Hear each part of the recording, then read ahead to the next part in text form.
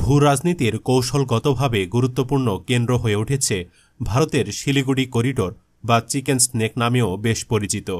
এই করিডোরকে পূর্ব এশিয়ার সেতু বলা হয়।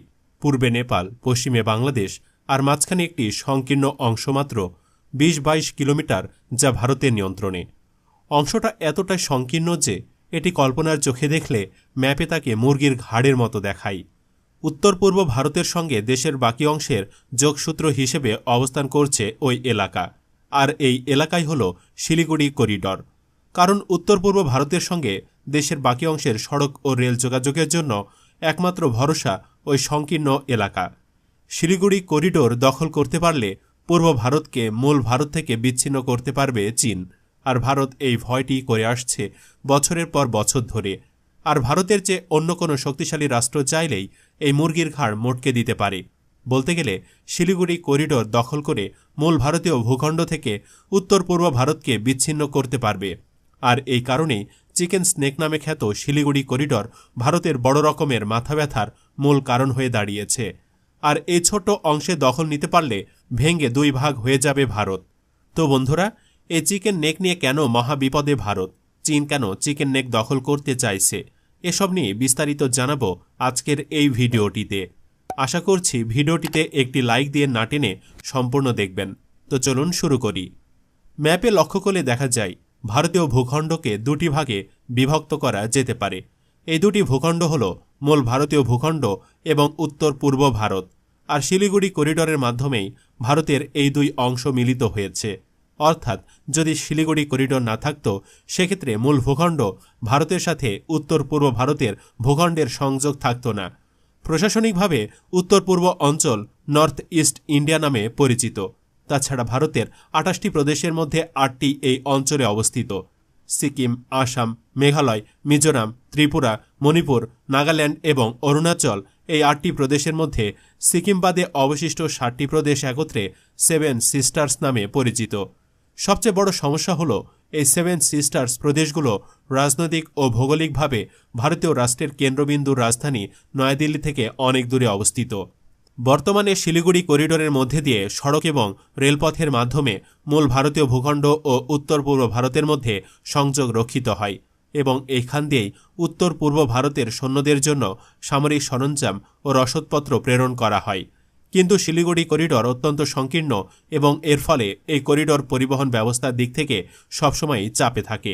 এই করিডোর দিয়ে যে রেলপথটি গিয়েছে সেটিতে মাত্র একটি লাইন রয়েছে এবং করিডোরটির মধ্য দিয়ে যাওয়া সড়ক ও রেলপথ প্রায়ই ভূমিধস এবং অন্যান্য প্রাকৃতিক দুর্যোগের ফলে ক্ষতিগ্রস্ত হয়।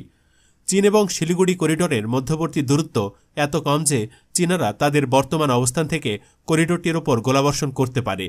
যুদ্ধের ক্ষেত্রে চীনা সৈন্যদের শিলিগুড়ি করিডোর আক্রমণের জন্য মাত্র ১৩০ কিলোমিটার দূরত্ব অতিক্রম করতে হবে এবং এরপর তারা সর্বাত্মক আক্রমণ চালিয়ে এই করিডোরটি দখল করে নিতে পারবে।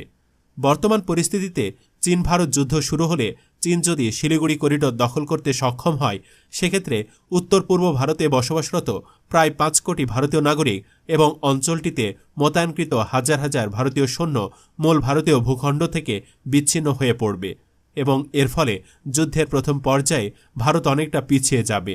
ইতিমধ্যে চীন উঠে পড়ে লেগেছে এই করিডোরের কাছাকাছি অবস্থান নিতে। সম্প্রতি ভারতের বিতর্কিত উত্তর পূর্ব অঞ্চলীয় সীমান্তবর্তী অরুণাচল প্রদেশের ১১টি জায়গার নাম পরিবর্তন করেছে চীন।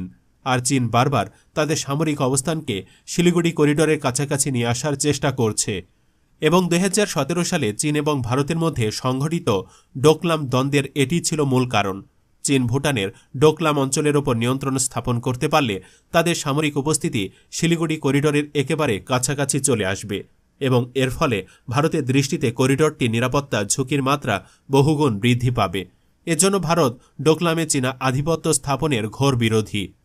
চীনের পক্ষে শিলিগুড়ি করিডোরটি দখল করা বা দখল করার পর করিডোরটি নিয়ন্ত্রণে রাখা খুব একটা সহজ হবে না। করিডোরটি দখলের জন্য চীনা সৈন্যদেরকে একটি অত্যন্ত সরু ভূখণ্ডের মধ্যে দিয়ে অগ্রসর হতে হবে। ইয়াদম ও দোকলাম উভয় স্থানের একপাশে ভারতের সিকিম প্রদেশ এবং অন্য পাশে ভুটানি ভূখণ্ড অবস্থিত। এই অবস্থায় চীনা সৈন্যরা যদি চুম্বি উপত্যকা থেকে শিলিগুড়ি করিডোরের দিকে অগ্রসর হয়, সেক্ষেত্রে ভারতীয় সৈন্যরা দুদিক থেকে অগ্রসর হবে এবং চীনা সৈন্যদের ওপরে গোলাবর্ষণ করতে ও বিমান হামলা চালাতে পারবে, আর এর মধ্য দিয়ে তাদের অগ্রযাত্রা প্রতিহত করতে পারবে। তবে চীন যদি শিলিগুড়ি করিডোরটি সহজে দখল করে নিতে সক্ষম হয়, সেক্ষেত্রে ভারতীয় সৈন্যরা দুপাশ থেকে পাল্টা আক্রমণ চালিয়ে সহজেই করিডোরটি পুনর্দখল করে নিতে পারবে। কিন্তু ভারতীয় সামরিক কর্মকর্তারা যে ধরনের পরিস্থিতির কথা বলছেন, সেটি সম্ভাব্য বিভিন্ন পরিস্থিতির মধ্যে একটি পরিস্থিতি মাত্র। যুদ্ধের সময় চীনা সৈন্যরা যদি কেবল ডোকলামের মধ্য দিয়ে অগ্রসর না হয়ে আশেপাশের ভারতীয় ও ভুটানি বর্ডার দখল করে এরপর শিলিগুড়ি করিডোরের দিকে অগ্রসর হয়, সেক্ষেত্রে ভারতীয়দের পক্ষে করিডোরটি রক্ষা করা কঠিন হয়ে দাঁড়াবে। তাই শিলিগুড়ি করিডোরে নিরাপত্তাজনিত সমস্যা ভারতের জন্য একটি বড় ধরনের নিরাপত্তার ঝুঁকি হিসাবে থেকে যাবে।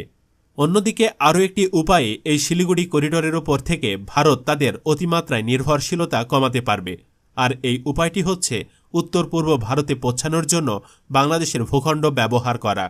আপনি যদি বাংলাদেশের মানচিত্রটি ভালোভাবে দেখেন, তাহলে দেখা যাবে বাংলাদেশের বর্ডারের বিশাল অংশ জুড়ে আছে ভারতের 7 সিস্টার। ঠিক এই কারণে ভারত যেমন বাংলাদেশের জন্য গুরুত্বপূর্ণ, ঠিক সমানভাবে বাংলাদেশও ভারতের জন্য ততটাই গুরুত্বপূর্ণ। বাংলাদেশ একটি অতি গুরুত্বপূর্ণ স্থানে অবস্থান করছে। এজন্য চীন এবং ভারত উভয় দেশ বাংলাদেশকে পাশে পাওয়ার জোরালো চেষ্টা অব্যাহত রেখেছে। বাংলাদেশের সঙ্গে সম্পর্ক উন্নয়নে নানাবিধ কৌশল অবলম্বন করছে চীন। দ্বিপাক্ষিক সম্পর্ক উন্নয়নে চীন বাংলাদেশের 97% পণ্যকে শুল্ক এবং কোটামুক্ত প্রবেশাধিকার দেয়। একই সাথে চীন $1 বিলিয়ন বিনিয়োগ করে তিস্তা বাঁধ নির্মাণের প্রস্তাব দিয়েছে। ভারত চীনের এই উদ্যোগকে বাঁকা চোখে দেখছে। প্রতিরক্ষা খাতে চীন চট্টগ্রাম বন্দরেও অ্যান্টিশিপ মিসাইল লঞ্চ প্যাড তৈরি করেছে। পায়রা বন্দর তারই অংশ। ভারতও বসে নেই। 2020 সালে নৌবন্দরের মাধ্যমে ভারতীয় পণ্য কলকাতা থেকে আগরতলা নিয়ে যাওয়ার জন্য বাংলাদেশের সঙ্গে চুক্তি করে ভারত। ওই চুক্তির ফলে চিকেন নেকের বিকল্প খুঁজে পেয়েছে তারা, এমনই শুনতে পাওয়া যায়। কোনো কারণে চীন যদি চিকেন নেক করিডোরে নেমে আসে, তাহলে বড় সংকটে পড়বে ভারত, কারণ এতে উত্তরের রাজ্যগুলো বিচ্ছিন্ন হয়ে পড়বে। ভবিষ্যতে এমন কোনো অবস্থা তৈরি হলে ভারত করণীয় হিসেবে স্ট্র্যাটেজিক বিকল্প ঠিক করে রেখেছে। এর একটি হচ্ছে বাংলাদেশের ওপর দিয়ে উত্তরের রাজ্যগুলোর সাথে যোগাযোগ বাড়ানো। শিলিগুড়ি করিডোর নিয়ে কোনো সংঘাত হলে এই অঞ্চলে মারাত্মক সংকট ডেকে আনবে, এতে বাংলাদেশের ওপরও চাপ তৈরি হবে। তাই বাংলাদেশকে চীন কিংবা ভারত কারো সঙ্গে দ্বন্দ্বে জড়ানো ঠিক হবে না। তো বন্ধুরা, এই অবস্থায় বাংলাদেশের কি করা উচিত বলে আপনি মনে করেন? কমেন্ট বক্সে জানিয়ে দিন। ভিডিওটি ভালো লাগলে শেয়ার করুন এবং চ্যানেলটিতে নতুন হয়ে থাকলে চ্যানেলটি সাবস্ক্রাইব করে বেল আইকনটি বাজিয়ে রাখুন। ধন্যবাদ।